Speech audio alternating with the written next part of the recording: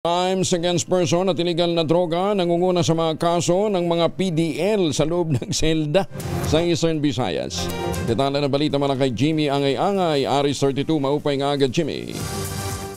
Ang mga krimen laban sa tao at illegal na droga ang nangungunang dahilan kung bakit nakukulong ang mga person deprived of liberty sa mga bilangguan ng Bureau of Jail Management and Penology. Ito ang sinabi ni BGMP Regional Director Senior Superintendent Trel Sunon sa isang panayam. Ayon kay Senior Superintendent Sunon, ang mga krimen laban sa tao ay kinabibilangan na pagpatay, homicide, murder, physical injuries, pananakit, panggaghasa o rape, pananakot o grave threats at coercion.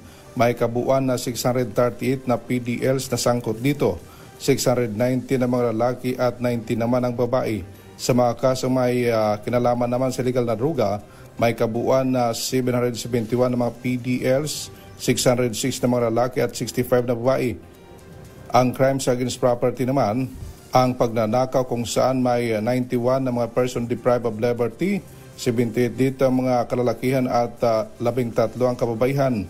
Sa ibang mga krimen may 88 na PDLs, 82 dito mga lalaki at 6 na babae. Sa kabuuan may 2013 na PDL sa loob ng mga piita ng BGMP. Mula dito sa DYVL Action Radio Tacloban, ito si Ars32 Jimmy Angay-Angay para sa DZRH. Una sa Pilipinas, una sa Pilipinas. Daghang salamat Jimmy.